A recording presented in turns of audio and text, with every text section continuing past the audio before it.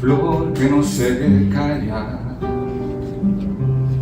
enamorada eterna, que habita mis mañas. Para nosotros es un gran honor y un placer la invitación que nos han hecho. Cuando eso ocurre, pues uno piensa que algo deben haber visto que les haya gustado sobre lo que uno hace. Pero no es solo eso, sino que nos han llamado a dialogar sobre la poesía y relacionarlo de alguna manera con Julia de Burgos, ¿verdad? Aparte del recital, ¿no? De leer nuestros poemas. Y Julia es sin duda la poeta con quien más se identifica nuestro pueblo. Pues nosotros tenemos un programa de radio, Poetas en Marcha, Entre Versos se llama, se transmite por Radio Universidad de Puerto Rico.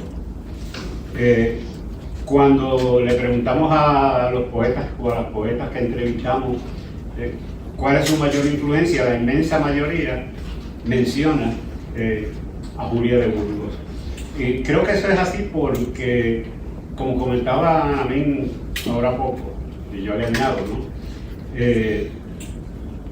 Julia nació y creció siendo parte de la gente común, de la gente corriente. Nació en un campo de Carolina, se bañaba en el arroyo cuando era niña, era de una familia numerosa, pobre. Tuvo que enfrentar, como la mayoría de nosotros, eso de vivir en la miseria. Estudió en la escuela pública, fue atleta en esa escuela, estudió también en la Universidad de Puerto Rico y se hizo maestra. En Puerto Rico hay decenas de miles de maestras y maestros. Trabajó en la prega, en comerío, distribuían ahí alimentos para la gente que los necesitaba, para los pobres. Fue maestra muy cerca de Comerío, entre Comerío y Naranjito. Y trabajó, tuvo que luchar duro por su vida, por la vida de los suyos. Se enamoró, posiblemente se daba el trago, como mucha gente lo hace. Y encima de eso escribía poesía. ¿Y qué poesía, verdad? Supo recoger en sus escritos las experiencias con las que la mayor parte de nosotros pues nos identificamos, de esas cosas de bañarse en el río, de enamorarse, de ser parte del pueblo que lucha y apoyar esas luchas también. Y fue parte de ese pueblo obrero y de quienes se identificaban con las luchas de ese pueblo obrero. Por eso escribió poemas como Somos Puño Cerrado, sobre el puente de Martín Peña, en Nuestra Hora, donde claramente asume una posición clasista en favor de los oprimidos y de los explotados. Su poema Himno de Sangre de Trujillo también nos refleja que asume una posición a favor del pueblo dominicano y contra la dictadura. Fue una luchadora por los derechos de ese pueblo, de la mujer, por la libertad del país. Y así como le ocurrió a muchos, a quienes que no le siguen la corriente a los poderosos, a los que mandan, ¿verdad? A veces en el país, ha sido víctima de quienes han querido demonizarla, como le ocurrió, o tergiversarla, como le ocurrió a Betance, de quien se dice que era un doctor que atendía a los pobres, pero no se dice que fue un revolucionario, que sigue siéndolo. O de una Luisa Capetillo, que se le presenta como una mujer que usó pantalones, pero no dice lo mucho que hizo por contribuir al desarrollo de este pueblo. Un Hostos que se dice que fue un educador, pero no se le presenta como un educador revolucionario, y otros tantos, ¿no? Pues a Julia simplemente se le ha pretendido tergiversar, la presentan como bohemia, trasnochadora, alcohólica, enamorada, y que no pudo con eso, y por eso y que murió en una calle allá en Nueva York, cuando la realidad no necesariamente coincide con esa interpretación. Y se utiliza eso para esconder a la mujer luchadora, trabajadora, a la feminista, a la defensora de la libertad de su país. Y si ustedes se fijan en los homenajes que incluso en la actualidad le hacen, a veces le hacen homenajes de salón, las reconocen como una gran poeta, pero como quien dice, qué pena que fue tan bohemia y tan enamorada. Ella sabía que le iban a hacer eso, ¿verdad? Por eso escribió poemas como Yo misma fui mi ruta, donde nos dice, entre otras cosas, que ella quiso ser como los hombres quisieron que yo fuese, un intento de vida, un juego al escondite con mi ser. Pero yo estaba hecha de presentes y mis pies planos sobre la tierra promisoria no resistían caminar hacia atrás y seguían adelante, adelante, burlando las cenizas para alcanzar el beso de los senderos nuevos. Y en ese trayecto se le torció el deseo de seguir a los hombres y el homenaje se quedó esperando. Pero eso entiendo que cuando la gente dice que se identifica con Julia, y en mi caso, como una persona que nació en el campo, yo me bañaba en un sitio que llamaban La Joya de Piñas, allá en el río. Tuve que mudarme a otro lugar, soy hijo de padres obreros, estudié en la escuela pública. Pues no es difícil que nos topemos con eso que se llama intertextualidad entre la poesía que uno hace y la de Julia de Burgos. Allá para el año 2013-2014, más o menos cuando se cumplía el centenario del nacimiento de Julia de Burgos, pues yo estaba buscando más o menos qué publicar, y la compañera Eva, que está por ahí, que es de esas mujeres que son rebeldes también, ¿verdad? Y nos planteaba, ¿y por qué no escribes algo sobre Julia? Y de ahí más o menos nace la propuesta de Julia a Flor de Pueblo. Y ahí me gustaría comenzar con este primer poema, porque nos habla precisamente de ese homenaje que se quedó esperando en el decir de Julia. De hecho, ella claramente dijo que si la homenajeaban desde los salones o tratando de domesticarla, ella no iba a ir para allá, iba a dejar a todo el mundo esperando. Homenaje. Julia, pie descalzo que traza de ambulancias sobre la vergüenza de los que se niegan a recibirte, porque dicen que eras una mueca recostada en la calle que se tumbó de angustia sobre el pecho, y tu río era solo lágrima de amante sin regreso. Mienten, Julia de Burgos, mienten, Julia de Burgos, tan solo porque quisieron que entraras al arca de los homenajes y seguiste de largo como una conspiración de multitudes alborotadas, porque sabías del ala encarcelada tras la herrumbre de los déspotas que balbucean libertades como estatuas de mármol, hechas de halagos imperiales donde hay que pagar entrada, y preferiste la calle de los muchos pasos, la pared que respira sangre entre los musgos, que pinta rebeldías para turbar el cielo. Preferiste ser mano de teas levantadas, dividendo social en la muchedumbre, y fusilar con tu disparo de versos a todos los opresores, hasta pintar otra vez el brillo de los ojos nuevos. Saltaste las paredes de la gloria con tu peine de vientos libertarios, vestida de mariposa salvaje, de gaviota que nunca estuvo ausente para hacer rabiar a quien te pensaba como los hombres querían que tú fueses, y que no supo abrazarte desde el agua desnuda. Es que se avergüenzan, Julia, del verso a puño y letra, con el dedo que también sentenciaba dictadores. No quieren saber del grito tatuado en tu garganta de universos que se negó a ser tan solo órbita alrededor del mismo agujero ancestral que apresa las alas de la madrugada, y porque tampoco saben, Julia, que el río más grande es el que de ti se escapa para tu gente esclava, y que únicamente cuando escuches las rejas derrumbadas, cuando la poesía lance su metáfora de proyectiles hasta destrozar los cristales del silencio, cuando el pan y la justicia sean como tus versos multiplicados en el milagro de la gente, cuando hagamos en la plaza una fiesta de bandera sola y de abrazos descalzos en la calle, solo entonces seremos dignos de homenajearte, Julia. Y claro que en ese primer poema del libro Julia a Flor de Pueblo, que es el que Namí les mostraba y lo tenemos por ahí, hay una intertextualidad con varios de sus poemas más conocidos, como por ejemplo aparece algo del río, ahí ustedes pueden ver reflejado el río Grande de Loíza, Yo misma fui mi ruta, el poema A Julia de Burgos y otros tantos que ella escribió. Pero más que cualquier otro está presente el poema A Julia de Burgos. Por ejemplo, esta parte donde ella dice: cuando las multitudes corren alborotadas, dejando atrás cenizas de injusticias quemadas, y cuando con la tea de las 7 virtudes, tras los 7 pecados, corran las multitudes contra ti y contra todo lo injusto y lo inhumano, yo iré en medio de ellas con la tea en la mano. Palabras de Julia de Burgos.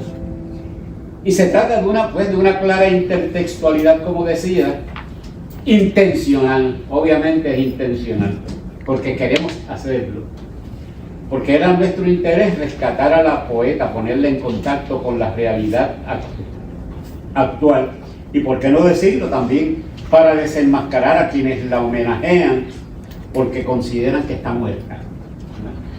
Los que la homenajean como bohemia, como enamorada, los que la homenajean desde la oficialidad, pero pretenden ocultar a Julia, la guerrera, la luchadora y libertaria, porque esa pues no les conviene, ¿no?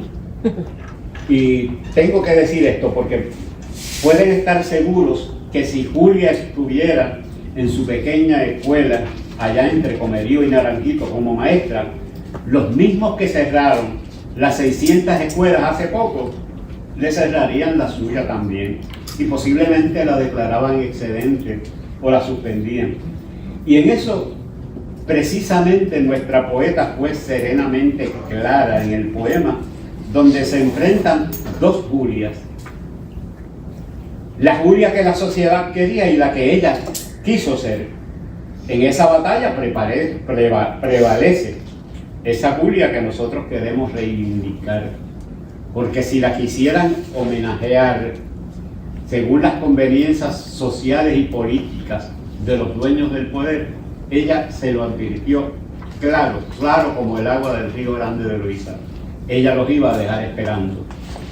Y claro está que cuando el libro se hace con una intención de combatir pues la visión tradicional que nos habían impuesto sobre ella, y en su lugar reivindicar a la mujer comprometida con la lucha por la justicia, el poema que más presente está, no solo en el primero que leímos ya, sino en varios de los poemas de nuestro libro, va a ser aquel que nos describe esa batalla campal entre dos visiones de mundo sobre la poeta, y en nuestro caso optamos por declarar vencedora a la mujer que lucha. Por eso la intertextualidad, además de ser intencional, le sirve al propósito primordial de nuestro poemario. Como por ejemplo en este poema que dice, que también está en el poemario, que dice Encuentro con Julia. Hoy caminamos juntos, nos topamos en el murmullo de los ríos, en el aguacero de miradas que tropieza el camino, en los pasos que inundan la calle como un río grande donde nos bañamos de consignas, desnudos hasta el hueso de la última palabra, en el afán de gaviotas que regresan cargadas de horizonte a la tierra de los pájaros con su hoja de rocío en el abrazo, en la lección hecha de manos sagradas, de mantos sagrados y de manos que buscan el milagro de un verso, en el barco de papel donde cruzamos las auroras, en el verso que canta victoria sobre los 7 pecados, en las palabras deletreadas por las paredes de la ciudad que se quedan para siempre elevando pitirres, en las rejas hecha de miel untada de manos inmortales que vuelen alas del universo a pesar del carcelero, en las metáforas de un poema de amor que suspira estrellas en el cielo que ambos conquistamos, y decidimos seguir nuestra conspiración de paraísos, cada uno con su tea en la mano y un manojo de poemas hasta el incendio de las multitudes. Fíjense que en este poema tratamos de actualizar a la poeta, la ponemos a tomar la calle, convertimos su río grande en una marcha de la gente. El baño deja de ser de agua para ser un baño de consigna, ¿no? Los 7 pecados son los que caracterizan a las clases opresoras sobre las que hablamos, sobre las que habremos de vencer seguramente. Y lo que queremos lograr es construir ese país digno, justo y solidario que tanto necesitamos, ese que en ese afán de lucha y en el poema lo comparamos con el paraíso, porque nos toca hacer a nosotros nuestro propio paraíso. Pues porque no me digan ustedes que están conformes o que podemos estar conformes con el país como lo tenemos ahora, donde cerca de un 60% de la niñez vive bajo los niveles de pobreza, ¿verdad? Donde cerraron casi la mitad de las escuelas y eliminaron las clases de historia de kinder a tercer grado, donde a 5 años del huracán María todavía hay gente cobijados por toldos, ¿verdad?, que podían ser azules, rojos o del color que fuera, mientras desaparecían los vagones llenos de suministros y de alimentos que debían llegar a los damnificados y que nunca llegaron, donde la administración de entonces barrió bajo la alfombra como si fueran basura 4.645 muertos y cuidados y más. Ese país donde hubo un terremoto hace ya casi 4 años y todavía no aparecen los fondos para los damnificados. Aquí donde se utiliza la pandemia para enriquecer a unos cuantos con contratos faturos de $32 millones por vacunas que se podían conseguir mucho más baratas y donde los fondos no llegan a las escuelas. Y eso no lo hicieron los fantasmas, lo hacen los dueños de Wall Street y de la milla de oro, como por ejemplo decimos en este poema, fantasma, que aparece también en el poemario. Esta noche los fantasmas se visten de cemento en la danza de lluvia y miran desde arriba con los ojos de fuego, con sus nombres bordados en letras de colores. Han tomado avenidas con sus millas de oro, un cerco de buitres insaciables de órbitas. Se van tragando el mundo con sus bocas cuadradas, sus antenas de hierro columpiando cavernas, su grito de carroña y de otros sudores que desfilan la espalda por 24 horas como un planeta que sangra por su noche. Y yo camino a solas en la charca de calles que espera transeúntes y pasos conspirados y rodillas alzadas, huellas de pie descalzo, como una muchedumbre que agazapa los sueños en medio de la sombra. Para cuando amanezca, llenaremos las calles de puñaladas nuevas y el vientre de las nieblas parirá otro lucero. Un revuelo de antorchas correrá desbocado deshaciendo el terror detrás de cada escombro y pintaremos luces de ventanas abiertas en la pared que ahora se alarga entre las manos. Estará con nosotros aquel verso de Julia, el verbo que a latigazos Jesús gritara al mundo, el disparo de Lola que derrumba pentágonos, la guerrilla en los ojos del Che siempre posible, la sonrisa en la reja que se rompió en Mandela, toda la muchedumbre de injusticias quemadas, un martillo de abecedarios cargado de camándulas, un viento de pedradas que azota los cristales y la cruz que dejamos perdida en la acera hiriente para borrar paredes con palabras de garganta nueva y decir entre todos que los cuervos huyeron porque un verso caliente desenterró la fosa común de los fantasmas, amontonó en el fondo todas sus alas muertas, les regaló su abismo a los amos del mundo repleto de pecados, decretos y gusanos, y cerró para siempre las puertas de sus pies. Y lo sentimos así, porque realmente quienes administran el país, quienes dirigen, quienes toman las decisiones, esa Junta de Control Fiscal, si los dejamos nos matan. Miren lo que hacen con las cenizas venenosas, que todo el mundo sabe que son tóxicas, que envenenan, que no las quisieron en la República Dominicana, y muy bien por los hermanos dominicanos, pero vienen y las amontonan en Guayama, en Peñuela, las riegan por todo el país y encima de eso invierten millones de dólares movilizando la fuerza del Estado para proteger a los que nos quieren envenenar. Nos encarcelan a nosotros los que hacemos desobediencia civil para detener a los camiones, nos fichan porque la oficialidad defiende a los que nos destruyen y persigue a quienes sacan la cara por el pueblo. De hecho, en cualquier momento, ahora mismo se lo digo, pueden hacer preguntas. No le digo pueden interrumpir, porque no es una interrupción. Ustedes son parte de lo que estamos haciendo, ¿no? Y decimos todo esto porque no debe extrañarnos entonces que en estos poemas pongamos a Julia de Burgos a caminar por las calles, que las convirtamos en una más entre tantos que luchamos, que la pongamos a luchar por la escuela pública, a militar en el campamento contra la ceniza, que la pongamos a hacer desobediencia civil como lo hicieron los compañeros el miércoles pasado, creo que fue el miércoles pasado, en los portones de Fortaleza. Y es porque para nosotros es esa la única manera en que la poeta tiene sentido. En eso pues somos seguidores también de lo que decía Gabriel Celaya, el poeta español. Que le voy a leer algo breve para que vean lo que él decía de la poesía y de los poetas. Maldigo la poesía concebida como un lujo cultural por los neutrales, que lavándose las manos se desentienden y evaden. Maldigo la poesía de quien no toma partido hasta mancharse. De su poema, la poesía es un arma cargada de futuro. Y de hecho nosotros en Poetas en Marcha somos militantes de la poesía. O dicho del otro lado, como diría Benedetti, ¿verdad? Viceversa, somos poetas de la militancia. Pues porque concebimos la poesía como un propósito, como una herramienta al servicio del pueblo para el logro de sus más altas aspiraciones. Afirmamos que como poetas no podemos ser imparciales. Estamos a favor de los sectores oprimidos, de los marginados de cada día.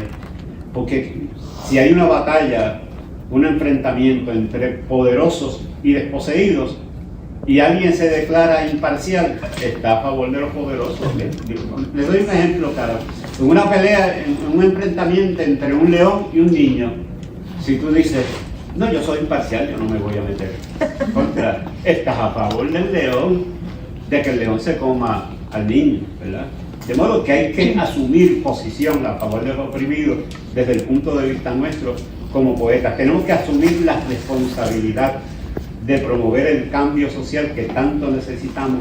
Y por eso escribimos como parte del poemario este poema que le asigna una función al poeta y a la poesía. Quiero un poeta, una poeta. Presiento que habrá versos, muchos versos, en el andar de las calles a toda hora, en el grito que se imprime en las paredes, en los huesos, cargados de cantares, cuando las voluntades alzan vuelo sobre los abismos derrotados, en el grito que rompe los tímpanos del hielo, en la sangre de los héroes que se mueven en la sombra, en aquella mujer que se atreve a maldecir el odio, en el valor de mirar a la cara a los soldados de plomo con su muralla de golpes envenenados, en las pisadas sobre la serpiente que se arrastra, en el emperador vestido de falsedades, en la mirada que se levanta y conspira cuando resbala rostros por la muchedumbre hasta encontrarse en el proyectil de sueños, en los escondrijos de luz que espantan la penumbra hasta el bagazo del miedo, en la garganta que empeñó su voz a tanto grito y deja su tatuaje de cansancios hacia la historia como trueno que protesta amarrando montañas. Quiero un poeta que converse con la sangre en las paredes, que envíe un suspiro de coágulos en el lomo del espacio, que su verso sea tumulto de piedras en el viento para derrumbar los templos mal habidos, que libere del pecado a la justicia para que el pan necesario no tenga fecha de expiración, porque el hambre no la tiene, que destroce iniquidades hasta dejarlas sin palabras y se monte en las tribunas de la tierra hasta terminar 1.000.000 de voluntades como espigas que llenan la mañana hasta la línea más remota, que escribe el verso de los que se atreven a atravesar la tormenta con su poema en alto y de pie en el ojo del huracán recitarlo al universo hasta la calma. Es decir, hasta que triunfemos. Fíjense Fíjense que siendo poetas de compromiso social, no debe extrañarnos la intertextualidad entre nuestros poemas con otros poemas que se identifiquen, o con otros poetas que se identifiquen con esas mismas causas, o cuyas circunstancias históricas puedan haber sido similares de alguna manera, como es necesariamente el caso de Julia de Burgos, de un Juan Antonio Correger, por ejemplo, porque ambos enfrentaron al mismo enemigo, incluso se conocieron y coincidieron en algunos lugares. Y quisiera traerles un poema que nos habla de ese enfrentamiento continuo. Ana Min es una maestra leyendo ese poema. Y yo quisiera que ella lo leyera en vez de yo, pero hoy me tocó a mí. Muy bien. Así que Ana Min después me enseña. Esa calle que acecha. Te miro de espaldas al silencio, congelado en los ojos del asombro, como un niño que no logró cruzar la calle, que se llena de metales en ambas direcciones, como túnel que no sabes cuándo termina, porque no tiene luz en ninguno de sus extremos. Porque hasta la luna es el primero que plantó bandera con las estrellas que se robó del cielo, del dueño siempre ausente por el que entramos en guerra hasta matar el posible abrazo y quedar inmóviles en medio de la noche que se disfraza entonces de echar camojada después que los dioses se orinan sobre mi aldea que ya casi no tiene gritos. Y si acaso quedan, rebotan gargantas afuera, cada cual escondido en su eco que se derrumba solo, en los concretos que nunca nos representan, porque también son ajenos, amarrados en el rincón del miedo que nos grita suicidio, como la tarde que se quedó atrapada en la órbita de los buitres, porque para iluminar la esperanza tenemos que aprender a decir te quiero en los que sufren cada día, en los descalzos de siempre, en las mujeres que se quedaron con el pecho vacío, en la juventud mercadeada como carne de cañón, en la maestra a quien le cerraron el taller y se quedó vagando entre la gloria y el infierno sin saber cuál de los dos es peor, porque la dejamos sola frente a los portones.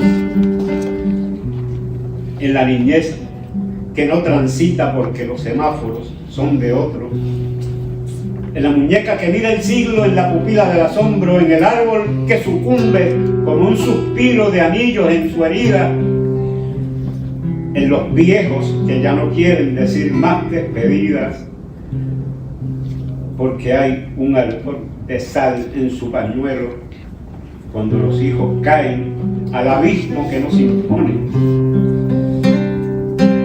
En la mano que se quedó estirada en medio de las cocinas, en la enfermedad cuya deducible es la muerte, en la ambulancia que grita con su nombre al revés por la calle donde llega al final en cualquier vehículo, porque nos expropian las palabras para que duela decir te quiero Ángel Agosto, te quiero Ana Min, te quiero Emilio, te amo Eva, te quiero Joaquín, Marta, Carlos, Carlitos, te quiero Julia. Y en el abrazo de este silencio que me rompe el pecho, porque a veces me pregunto cuándo aprenderemos a estar juntos para bajar a pedradas a los dioses que nos robaron el sueño de un paraíso sin jinetes en el cielo, sin diluvios, sin juicio final y sin infiernos ni petróleos, sin pueblos escogidos por los que nos bombardean. Y eso lo conseguimos entre todos y todas cuando aprendemos que el infinito es hacia adentro, porque somos moléculas del mismo universo, y entre todos enseñarnos de memoria que hay que aprender a decir justicia, porque es mejor ser rabo de un sueño que cabeza de proyectil y gritar todos, todas en carne viva. Coño, justicia, coño, libertad. Bravo, bravo.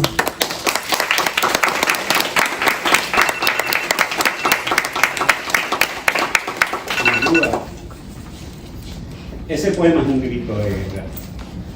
Es un llamado a la movilización de la gente común y corriente, pues que somos la inmensa mayoría, si nos sumamos, porque a veces uno le dice, yo estoy aquí en mi casa solo, o somos 3 estudiantes o 4 gatos, pero si suman todos los gatos que tienen las mismas necesidades de los otros, somos la inmensa mayoría, somos ese 99% que a veces dicen y que nos invisibilizan, y es porque entendemos que hay gente que cierran los ojos ante la realidad, y a lo mejor hay gente que cerrando los ojos ante la realidad y escribiendo lo que le gusta oír a la gente que tiene el poder, ganan reconocimientos oficiales, homenajes como el que Julia dejó esperando, claro. Hay otros que se limitan a ver lo que ocurre y tal vez escriben algo, pues, que se queda en el poema, en mera palabra. Y ese poema sin compromiso, para mí a veces es una mancha sobre un papel blanco, porque se queda en la mera palabra. Y pueden escribir sobre muchas cosas, viendo al pueblo que sufre y que lucha, a lo mejor a través del canal de televisión, pero no se involucran. En el caso nuestro creemos que debe ser diferente. Si es que creemos que lo que ocurre está mal y que es injusto, pues tenemos que ser parte de la lucha y la movilización de la gente. Por eso siempre decimos que como parte del pueblo tenemos la responsabilidad y que precisamente esa participación en todo aquello que adelante las luchas por esa sociedad digna y justa a la que aspiramos nos provee la materia prima para nuestra poesía. Y estoy seguro que eso le ocurrió a Julia, a Correger y a tantos otros. Y estamos convencidos de que como parte del pueblo tenemos que, como dice el título de este poema, vivir la poesía. Este no necesariamente está en el poemario, pero es lo mismo que si estuviera. Escribo y puedo decir paisaje. Que el río me duele en su lecho como un llanto seco en el olvido.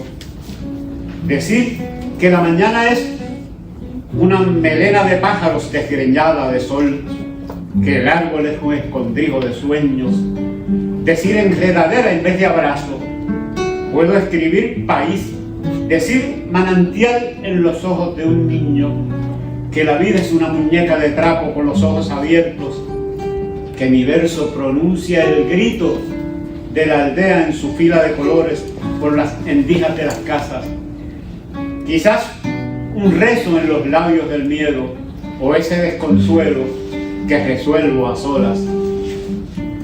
Pero si no la vivo, mi poesía se queda a medias y tal vez las reciten en la sala grande del palacio, porque hay metáforas que adornan cualquier estancia. Por eso escribo con hechos, como decir justicia en cada uno de nuestros actos, o el verso que pronuncie su onomatopeya de déspotas derrumbados, y que mis versos rimen en el grito desnudo de las gentes arrasando canallas, porque cuando el pueblo los recite desde el hueso de cada lucha, cuando sea himno en medio de las multitudes y se cante mientras la batalla, entonces será poesía, raíz, río de pasos para escribir la historia, y los recitaremos, de eso estoy seguro, al otro lado del alba. Para nosotros, la poesía debe emanar de las causas del pueblo, de lo que hace la gente de cada día, de las aspiraciones de los sectores marginados, que si lo sumamos, como decíamos ahora poco, somos la mayoría. Y vamos a escuchar este poema breve también, porque los poemas no tienen que ser largos para ser enjundiosos, ¿verdad? Vamos a leerles este breve poema que se titula La poesía. La poesía no puede ser inmaculada. Lleva manchas del lodo en que a veces caemos. El sudor de los pobres en la sílaba del grito, la letra de las invisibles en cada historia, ha de pronunciar justicia en sus abecedarios y ponerle el acento a cada una de nuestras utopías. Lleva filos contra los opresores para empujar la espera hasta su lado luminoso. De lo contrario, se queda en mancha sobre un trozo de papel. La poesía está hecha de albas. Y como afirmamos Wow. en el manifiesto de- Bravo. Nosotros tenemos un manifiesto que lo pueden accesar en las redes, ¿verdad? Ustedes saben más que yo. Yo he aprendido a cantazos. Está bien que escribamos sobre las flores, sobre el paisaje, sobre la tierra, sobre el trabajo, sobre el amor. Pero entendemos que se queda en versos vacíos si no unimos nuestro esfuerzo para garantizar las condiciones en que esa flor y ese paisaje sigan existiendo y no sean exterminados, para que la tierra y el trabajo estén al alcance de todos y todas como condición para una vida verdaderamente digna, para que nuestra tierra, su paisaje, su ambiente y las condiciones de vida sean el mejor escenario para que practiquemos ese amor del que nosotros hablamos. De ahí que construimos poemas como este. Porque yo considero que todos mis poemas son de amor, porque uno, aparte de amar a la compañera y hacerle el amor y disfrutárselo con la pareja que sea y que uno prefiera, pues también amamos al mundo, a la gente, al pobre, a los desposeídos, a los perseguidos, a los sectores LGBT, a todos esos sectores perseguidos e imaginados. Eso es el amor. A veces me da esa mala costumbre de no querer morirme, de pensar en tantas cosas que hacer, levantar la terraza aquella, dejar donde colgar la hamaca, hacer el huerto para el que no sacamos tiempo todavía, deshiervar el jardín y ponerle flores nuevas, sentarnos en la plaza y de vez en cuando saludar a alguien. Pero me convenzo que sin esa vida de luchas en que lo urgente y necesario nos toma todo el tiempo, sin esa entrega a todas y cada una de esas causas que ocupan todo el espacio, lo otro, hasta los versos que a veces escribo, sin ese camino que a veces nos susurra cansancio a altas horas de la madrugada en la conspiración por la justicia, sin eso, lo demás no tendría ningún sentido, porque eso sí que es amor. Muy bien. O este otro poema bien breve, más breve que el de ahorita, que se titula Molécula, que nos habla de una relación amorosa, de ese momento en que hacemos el amor. Molécula, escribir un verso de esos que nos viajan en la piel, hasta que somos la primera palabra, como cuando entramos el uno en el otro, hasta el fondo de los átomos, para hacer la molécula del amor. Bravo. Ahora, no importa el poema que escribamos sobre el amor, que hace poco publicábamos Poesía para mi nieta, ¿verdad? Donde obviamente a Anaí, que yo soy fanático de ella, participo también y le agradecemos. Siempre salpicamos el poema que sea con algún trazo de patriotismo, de las luchas sociales, de la realidad política, porque nosotros nos enamoramos en Puerto Rico y nos enamoramos siendo pobres y nos enamoramos a lo mejor en una marcha o estudiando aquí en la universidad, caramba, donde uno tiene que bajarse también, ¿verdad? Nos enamoramos y somos parte de las luchas sociales, de esa realidad política que atravesamos. Les rendimos homenaje a la desobediencia en nuestra poesía también, a la mujer que rompe la invisibilidad, a esos desobedientes que encarnan en sus manifestaciones lo que mucha gente quiere decir y a veces no se atreve. Y por eso cuando hablamos de que nos gusta una mujer, la preferimos desobediente.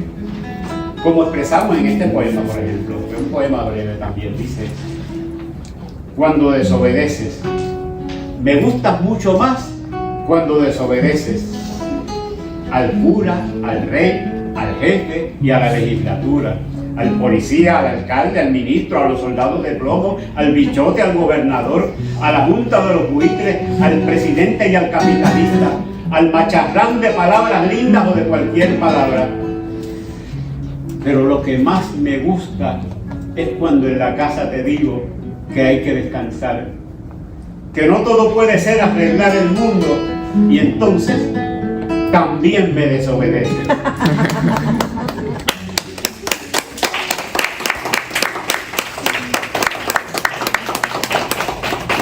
Unas líneas atrás aludíamos a la llamada intertextualidad, que la compañera Ana Min explicó mucho mejor que yo. Realmente entre escritores que se identifican con su país, con su pueblo, pues no es raro hallar esa llamada intertextualidad. La hemos visto en el caso nuestro con Julia de Burgos. Si hablamos de Juan Antonio Correger, por ejemplo, también sabemos que toda su vida estuvo ligada a las luchas sociales, a las luchas patrióticas, a las luchas por las reivindicaciones sociales. Su vida social y política pues está claramente reflejada en la poesía que hace, y precisamente por eso se le llegó a conocer como el poeta nacional en su momento. Un poeta nacional, pues obviamente dedica esencialmente su poesía a los temas patrióticos. Es como si estuviera obsesionado con la lucha y con el pueblo y con la patria, y hay que escribir de eso y hay que reaccionar. Y escribe a partir de los problemas sociales del país, enarbolando la bandera de los sectores marginados de cada día. Y no puede ser imparcial, obviamente. Tiene que asumir una posición a favor de una clase social, y en nuestro caso en favor de la clase trabajadora y sectores afines. Y se ha de recoger el sentir y las aspiraciones de su pueblo, dado que los problemas nos acosan en todo momento, o sea, cada rato. Aquí los problemas nos persiguen todos los días. Nos quieren quitar el retiro, nos quieren envenenar el país, nos quieren robar el derecho a la energía, bueno, y todo eso que ustedes ya conocen. Pues si hemos de reaccionar a todo eso, el poeta tiene que ser prolífico, tiene que escribir abundantemente, porque tiene que estar reaccionando a cada cosa de esa, ya que la realidad histórico-social se desarrolla cada momento, cada día. Y la poesía que nace de esa vivencia, que nace de esa manera, de la propia vivencia y militancia, es mucho más convincente, mucho más consistente, porque no hay contradicción entre la poesía y aquello que uno hace en la calle. Y yo le añado otros requerimientos a eso que se llama ser poeta nacional, como es el caso de Correger. Un poeta que vive su poesía está obligado a participar de la promoción del cambio social. Su poesía debe plantear incluso alternativas en el poema, opciones ante aquello que nos aqueja. No es que convierta el poema en un boletín, porque uno puede hablar siendo poeta, ¿verdad?, utilizando las diferentes imágenes y recursos literarios en el poema. Pues debe plantear alternativas, opciones ante aquello que nos aqueja, ante aquello que es necesario cambiar. Debe incluir, recoger lo que aspiramos, lo que algunos llaman la utopía. Y si lo vemos así, tiene que ser, por lo tanto, ser una poesía optimista, que confíe en que el cambio es posible, plantear la esperanza de que vamos a lograr ese cambio, la construcción de esa sociedad digna y justa de la que muchas veces hablamos. Por eso, como la poesía nuestra ocurre al calor de las luchas de la gente, va a haber una intertextualidad entre nuestra poesía, la poesía de poetas como Correger, Julia de Burgos, Margenal y otros tantos que ustedes conocen. Voy a leerles algo, un poema, son unas décimas, pues yo también soy decimista, y hace poco publicamos este decimario que se titula Mi verso es una canción, donde utilizamos una estrofa, una cuarteta que utiliza Juan Antonio Correger en uno de sus poemas, que utiliza también Andrés Castro Ríos, creo que en una de sus décimas. andando de noche sola. Y esta es la cuarteta. Esto se trata de una glosa. Glosas se decía que eran como las explicaciones que uno escribía al margen cuando uno está leyendo un libro. Ajá. Pues esto se llama una glosa donde cada una de las décimas termina con cada uno de los versos de esta primera cuarteta o copla. Dice: qué triste es una paloma cantando al oscurecer, más triste es una mujer andando de noche sola. Es una copla popular y aquí va nuestro poema. Cuando el silencio chorrea sus consignas en la noche y es la luna un solo broche en el sueño de la aldea, el viento frío golpea y tras la niebla se asoma la silueta de la loma o queda el alba lejana. Por mi tierra borincana, qué triste es una paloma. Tortuoso se ve el camino en los pasos de la gente, cuando en el pecho se siente la suerte que no es destino. Un murmullo repentino tal vez está por nacer, y en las manos el quehacer de una voz que se levanta, va de garganta en garganta, cantando al oscurecer. Si no logras ver la lumbre en cada grito que exhalas, con su escalera de alas que teje la muchedumbre, si no soñamos la cumbre ni el sol del amanecer, los pasos que han de crecer y el pueblo quiere subir, jamás podremos decir, más triste es una mujer. Hay que decir alegría, futuro, gente, universo, y recitar en un verso el afán por la utopía, pronunciar la rebeldía, estallar en la amapola, ser grito que se acrisola en cada voz al cantar, y la patria no dejar andando de noche sola.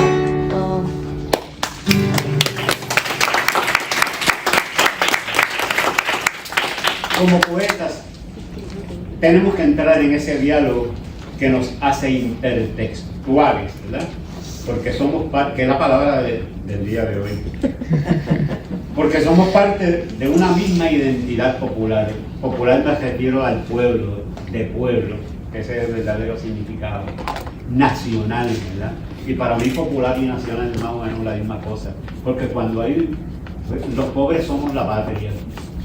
Porque cuando viene una tormenta nosotros tenemos que amarrar la puerta, clavar las ventanas, amarrar la casa, protegerla, recoger el patio.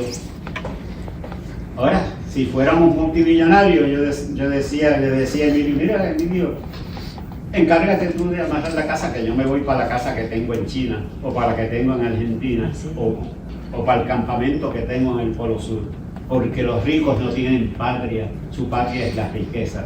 Por eso es que aquí aprobaron la ley 20 y 22 para que los ricos de todo el mundo vengan a hacer de Puerto Rico su paraíso, y por eso nos están dejando hasta sin playas, nos están dejando hasta sin tierra, están comprando calles enteras, ¿verdad?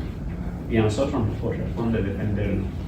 Uno solo a lo mejor le da miedo y se siente débil, pero si nos unimos somos más fuertes que ellos. Y entonces nos encontramos como poetas, como escritores, como artistas. También se da entre los pintores la intertextualidad, y en la poesía, claro está. De ahí este poema con el que regresamos otra vez al poemario Julia, Flor de Pueblo, y creo que ya con esto pues, yo concluiría, por si acaso quiere alguien intervenir. Dice: nos veremos mañana. El equipaje apretado de palabras, llegabas a la tarde del cansancio con tu polvo de sueños libertarios en medio de los ojos, unos versos recostados al latido de la aurora, flor de viento en los peines de la nube, para tu nombre de cabello suelto, un recuerdo desnudo en la mochila y el sudor al que se le acabó la piel, hecho puño cerrado en el camino, una risa casi colgada en la silueta y la huella en el afán de caminante al extremo del aire,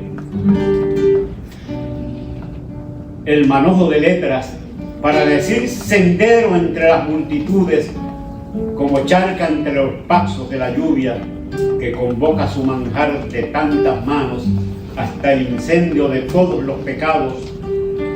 Desgreñabas los balcones de poemas contra el abrigo de los dioses falsos, como escondite de venenos tras la sombra, porque querían derrumbar los muchos pasos. Estoy seguro de que volveremos a vernos, Julia, Juan, para romper hasta el cielo la mentira, armados de otro verso borrar las 1000 fronteras que hieren de murallas tantos pueblos, y entonces desbloquear el abrazo y la justicia, porque nadie tiene derecho a destrozar el alba. Y como nos enseñaste, Julia, para eso somos los poetas que repartimos rebeldía en la metáfora, porque sabemos que pronto desharemos el silencio y nunca, nunca habrá otra despedida, porque en un poema nos veremos mañana. ¡Bravo!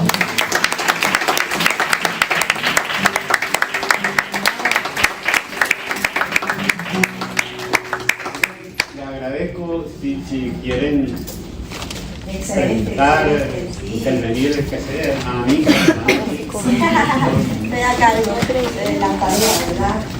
Yo creo que se ha denotado ese planteamiento muy superficial de que la pedagogía y el arte no pueden caminar de la mano porque entonces alguien pierde. No, hemos tenido una experiencia totalmente artística, totalmente pedagógica en el día de hoy, así que quiero que tengan eso presente. Manuel, yo prepárate porque quiero que toques algo para cerrar, pero dado que William Pérez Vega, fíjate, tiene dos proyecciones en su vida que me recuerdan algo que debo decir, que William es matemático. Así que tenemos un grupo que todos están en las ciencias naturales. Quiero que sepan que no hay divorcio posible entre la matemática y el arte, entre la matemática y la poesía. Incluso hay la creencia, por lo menos en mi casa se dice, que el buen poeta es buen matemático. Eso me sirve de coyuntura para presentar a la compañera Francesca Lebrón, profesora de matemática, también poeta nacional, que estuvimos presentando su libro Lo que nos dejó el camino el martes pasado, ¿verdad? El Departamento de Español, un sector lo presentó, y nosotros en Humanidades vamos a estar presentando desde lo performático el 29 de noviembre, vamos a hablar de ese proyecto más adelante, un espectáculo que une las clases de movimiento teatral y dicción con el poemario de la compañera. Así que gracias, Francesca, porque estaba aquí, también ex militante de Poetas en Marcha, militante del Comando Teatral. Y William tiene otra proyección, que es que está la compañera líder sindical, amiga de todas y todos, que ustedes deben recordar, la compañera Eva Ayala. Saludos, Eva, si puedes por favor venir acá. Sabes que estos compañeros en mayo estaban en la escuela, así que creo que es un puente magnífico para saludarles y estimularles ahora, donde continúan su batalla en la universidad. Bueno, esto no estaba en el libreto, ¿verdad? Saludos a todos y a todos. De verdad que para mí es un honor estar aquí con ustedes, regresar a la vida universitaria, porque ya nosotros tenemos otros caminos que hemos tenido que continuar andando. Soy maestra de profesión, soy ahora mismo maestra jubilada, estoy en esos menesteres de defender lo que nos quieren arrebatar, que es las condiciones en las que los maestros y las maestras trabajan día a día, y defender ese retiro, porque después que uno le da tantos años a este sistema, ¿verdad?, la espina dorsal de este país que es la educación, pues es lamentable por demás que no tengamos un retiro digno. Así que esta lucha pues sigue por todos los rincones, los que vayan a seguir la trayectoria nuestra de seguir educando y enseñando a este país, de ver la educación como que algo recíproco, ¿verdad?, en ambas direcciones, de que nuestros estudiantes no son un vaso de agua que usted le va depositando ahí, sino que que no son un recipiente, son algo que pueden, ¿verdad?, interactuar, porque está también lo que ustedes estaban trabajando, esas influencias y esas interacciones se dan en ambas direcciones. Así que como maestros tenemos que tener eso siempre en mente, de que nuestros estudiantes son parte de ese enriquecimiento que tenemos que dar y que aprendemos en ambas direcciones. Hoy tenemos una actividad en el Capitolio, las brujas salen a la calle y vamos a salir a la calle a decirle al país que sigue la Inquisición, que siguen los problemas, y que antes mataban a las mujeres, ¿verdad?, y las quemaban en la hoguera porque eran mujeres inteligentes, eran mujeres bravas, que estaban fuera de la época, pero que todavía sigue esa Inquisición, porque a lo mejor no nos queman, pero nos encarcelan, como nos ocurrió ayer, porque fuimos a protestar, nos quitan derechos y nos quitan un montón de cosas y saquean los servicios del país. Así que les quiero mucho, gracias por darnos este espacio.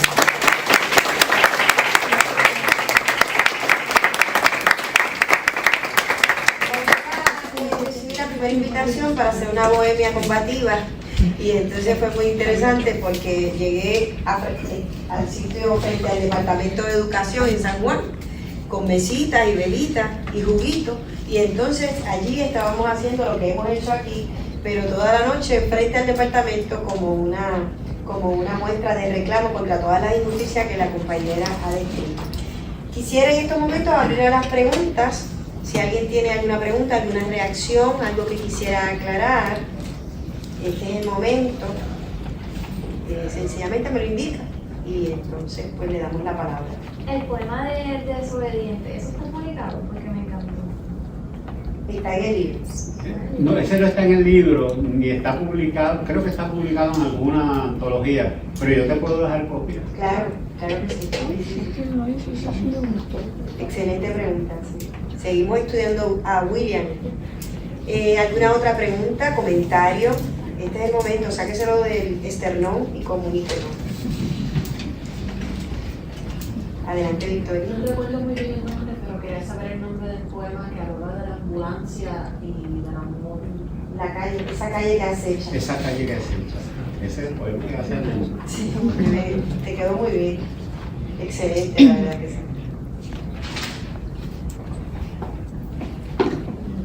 Francesca. Nada, quería decirles, ¿verdad? Estoy agradecida por tener gente como ustedes, ¿verdad? Como los estudiantes que están en disposición de escuchar a este gran escritor y amigo. Él dijo algo muy importante, y es que nuestro arte, a pesar de que pues podemos construir todas las metáforas posibles del mar, podemos construir todas las metáforas que queramos del mar, pero si no protegemos la playa, que nos están quitando, ¿de qué vale? ¿Verdad? ¿De qué vale construir todas esas imágenes bonitas del mar que nos lleguen, pero eso nos quitan las playas? Entonces eso es algo, creo que de lo más importante que nuestro amigo y escritor William ha impuesto en el día de hoy.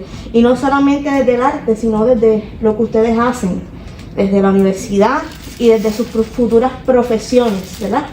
Como enfermeros, ustedes cuidan a esas personas, pero también tienen que defender que esas personas tengan el acceso a una salud pública digna, ¿verdad? Como enfermeros. O como químicos, que si ustedes van a trabajar con reactivos o van a realizar un laboratorio, que estén en condiciones justas y que el patrono, ¿verdad?, les dé lo que le corresponde y los beneficios que les correspondan.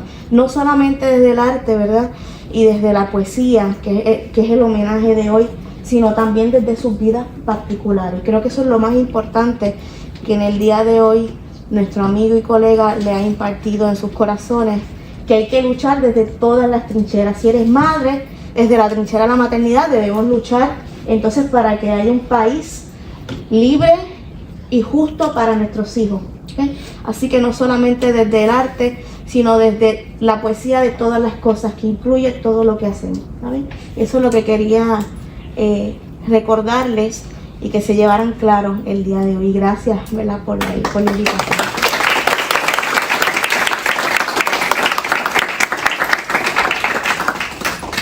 Gracias, compañera. ¿Alguna otra pregunta, reacción?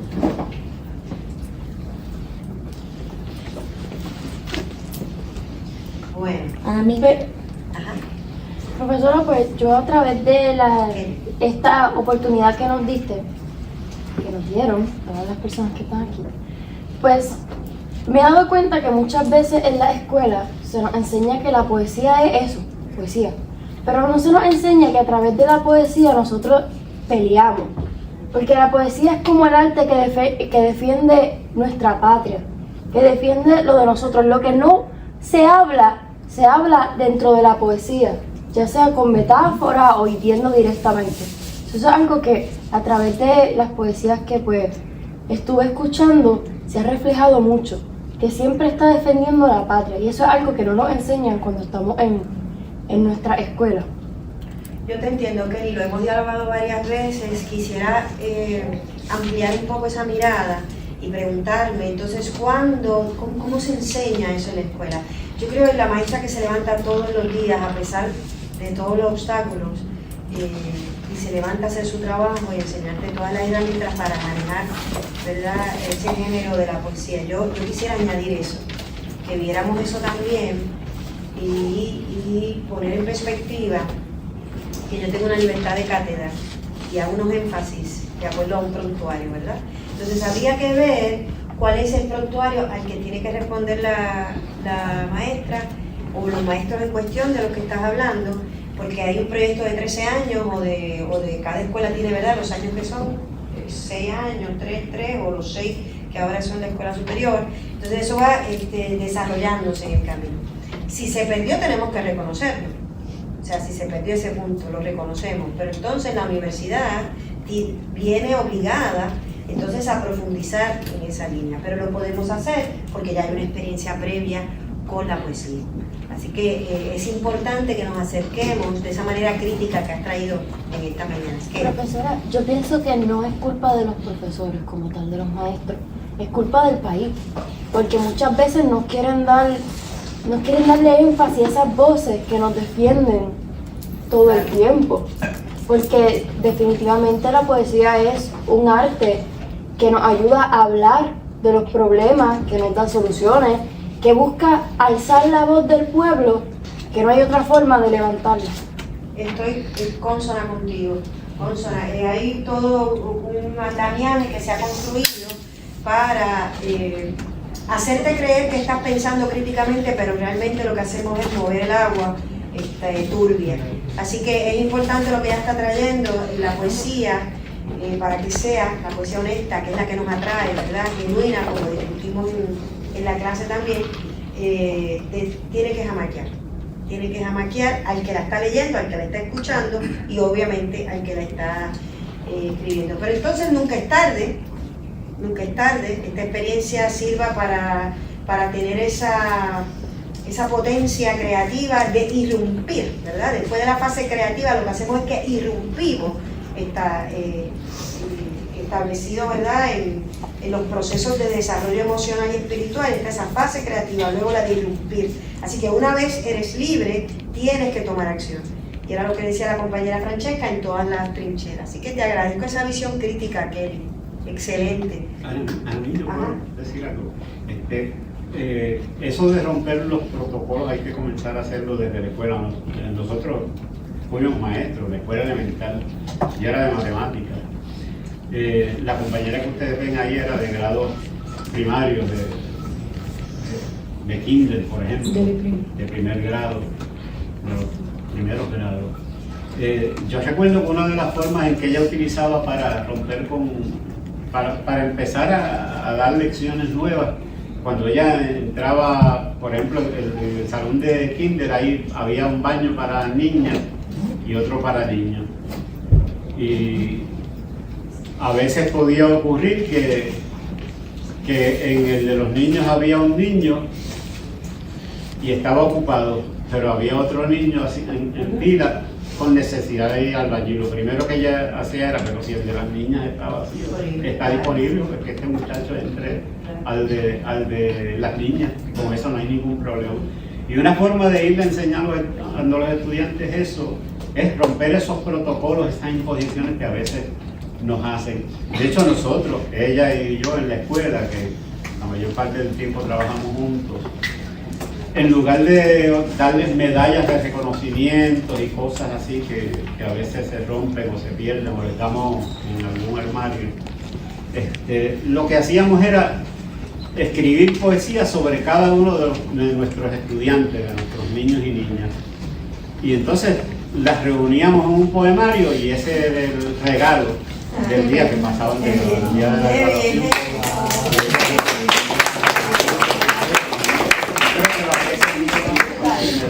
Eso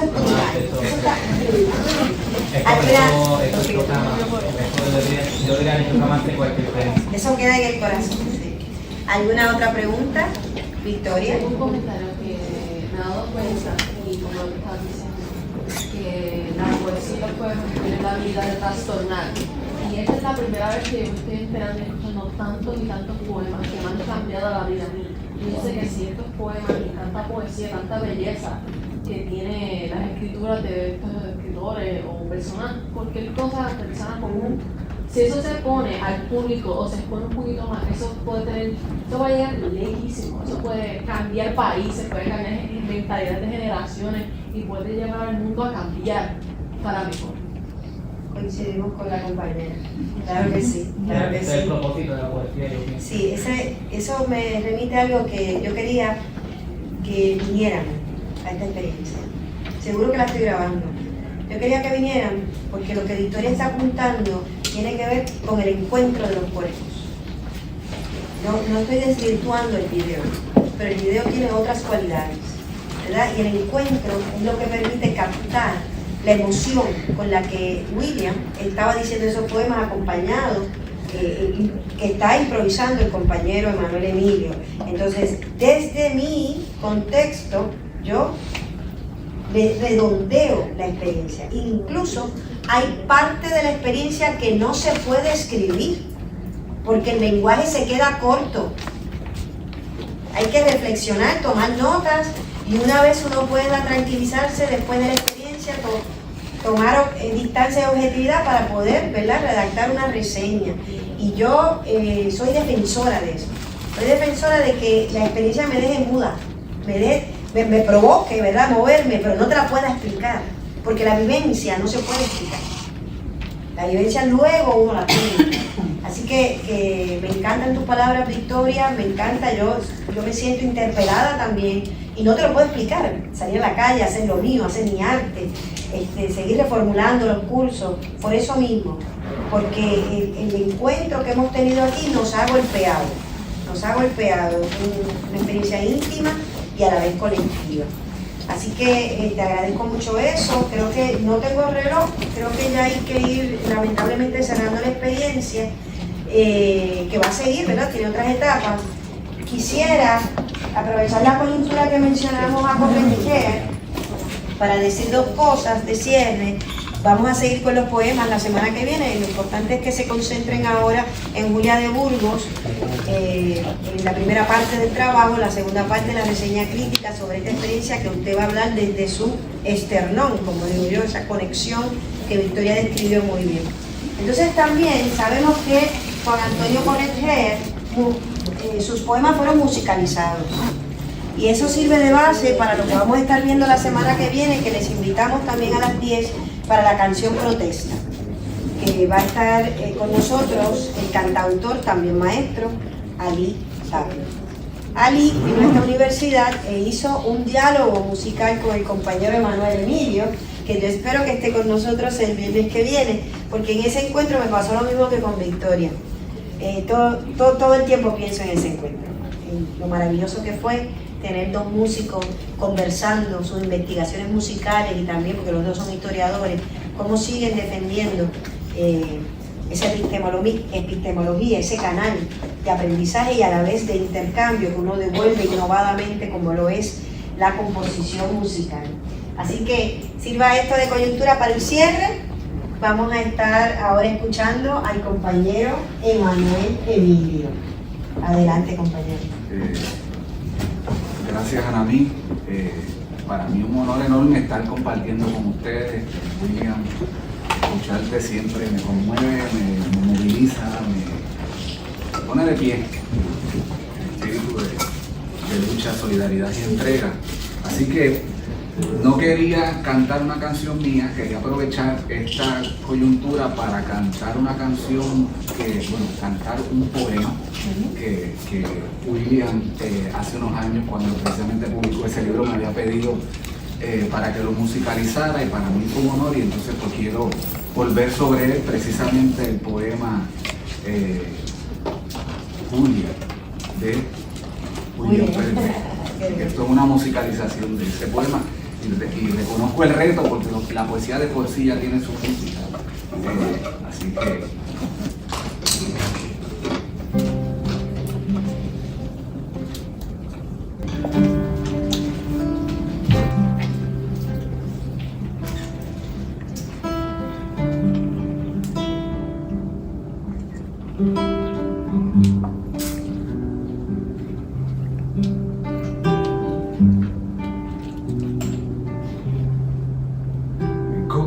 con tus pasos de flor que no sé callar, de enamorada eterna que habita mis mañanas, como una luz que sube, como un sol que se baña desnudo por tus ríos, como un llanto que acaba en tu grito rebelde, en tu grito rebelde, y en tu flor de esperanza.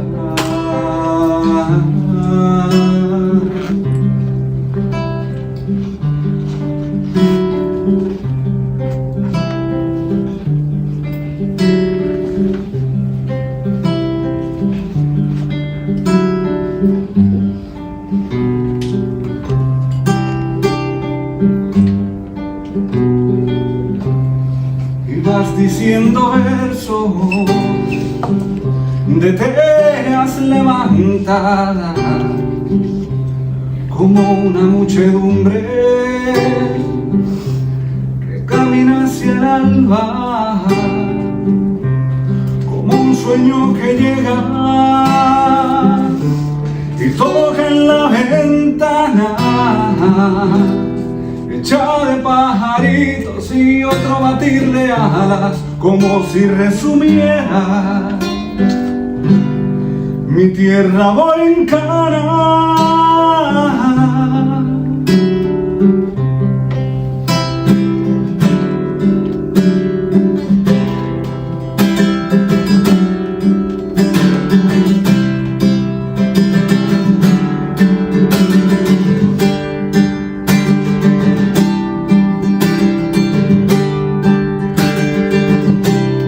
Me lo decía el viento que las hojas jugaba, que además de tus versos